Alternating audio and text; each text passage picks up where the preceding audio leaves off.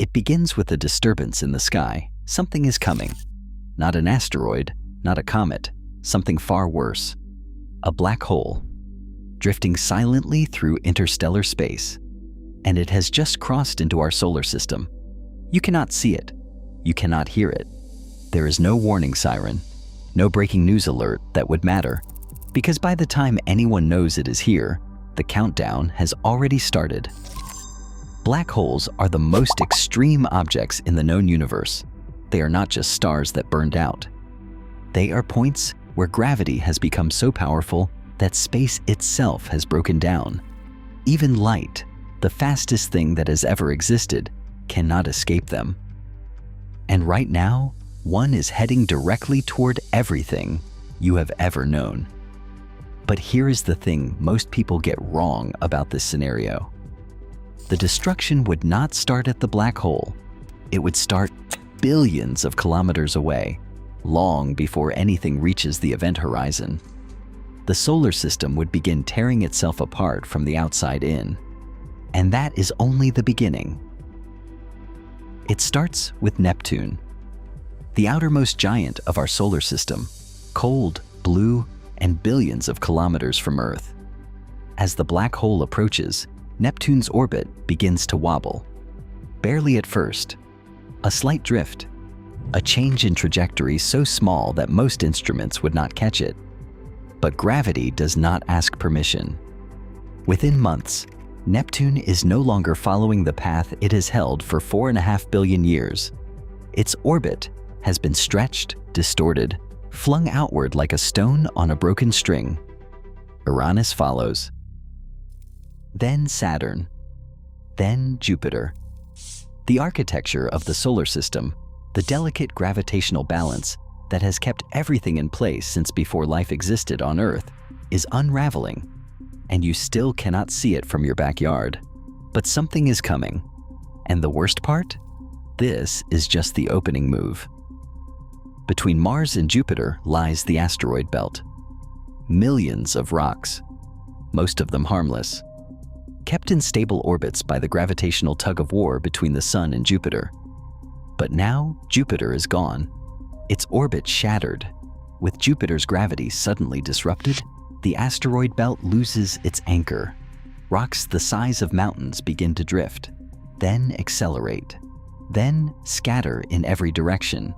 Some head inward, toward a Mars, toward Earth. Scientists call this kind of event an impact flux. The rate of asteroid strikes on the inner planets would spike by a factor that makes the extinction of the dinosaurs look like a minor inconvenience. And the black hole is still not even close. Here is something most people do not expect. The Sun is not immune. As the black hole draws closer, the Sun's own gravity well starts to interact with the intruder's gravity well. The result is gravitational tidal forcing, the same effect that pulls ocean tides on Earth, but scaled up to stellar levels.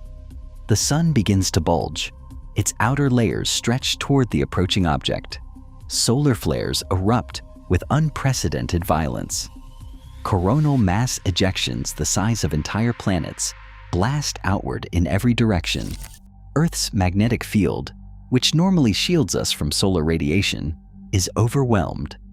The sky on the day side of Earth begins to glow. Not a beautiful aurora, something angrier, something that means the upper atmosphere is being stripped away, and the temperature on the surface starts to climb. Imagine you are standing outside on what should be a normal afternoon. The sky looks wrong. The color is off. A deep violet haze stretches across the horizon where blue used to be. Your phone has no signal. The power grid failed an hour ago. The temperature has risen 11 degrees in the last 6 hours, and it is still climbing. You look up and see what appears to be a second sun. Except, it is not a sun. It is the gas from our own sun being pulled in a long glowing arc towards something invisible, something that bends light around it like a lens. You cannot look directly at it, not because it is bright, because the space around it shimmers and warps in a way that makes your eyes refuse to focus. the ground beneath your feet trembles. Not an earthquake, something more rhythmic, like the entire planet is being pulled and released. Pulled and released. Earth's crust is responding to tidal forces that no human has ever experienced. You have maybe hours, not days, hours. Here is where it gets truly terrifying. Every object in space has something called the Roche limit.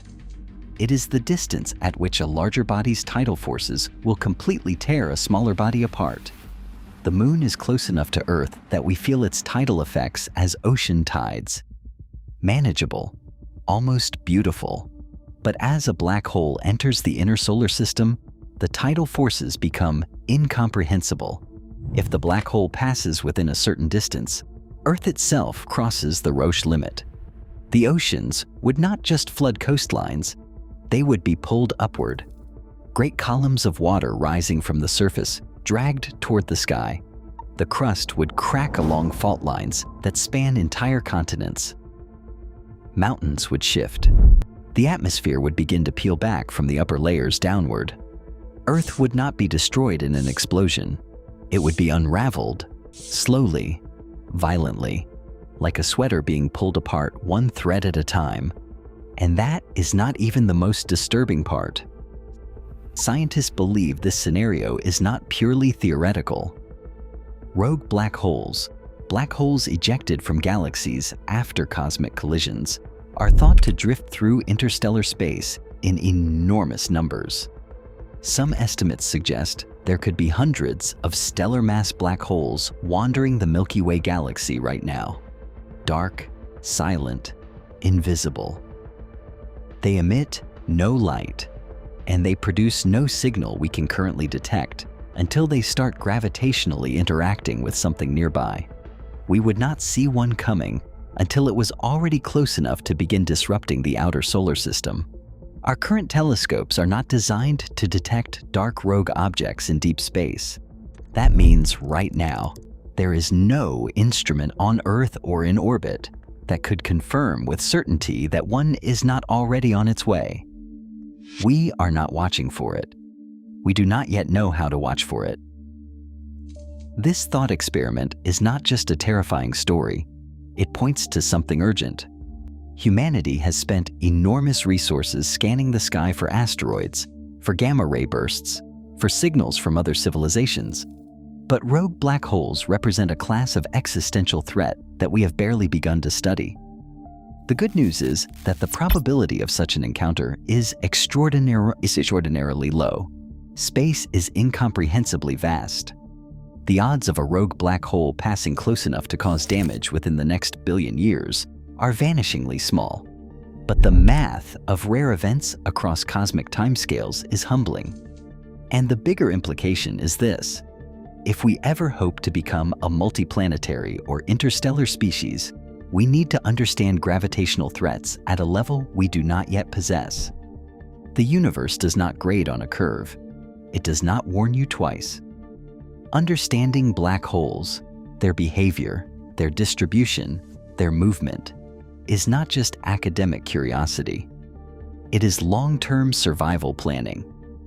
Here is the thought that should keep you up tonight. There are galaxies in the universe that have already experienced this. Entire star systems, with their own planets, their own histories, possibly their own life, caught in the gravitational path of a wandering black hole. We will never know what was there before, because there is nothing left to detect. The universe is older than we can truly comprehend, and in that time, events we consider unthinkable have happened countless times, in countless places, to worlds we will never know existed. Somewhere out there, a version of this story already ended, and the universe did not even notice. If this journey into the most extreme corners of the universe left you wanting more, you are in the right place. Subscribe and hit the bell. Every week we take you somewhere the laws of physics push the universe to its absolute limit. The cosmos is stranger and more violent than anything you were taught in school, and we are just getting started.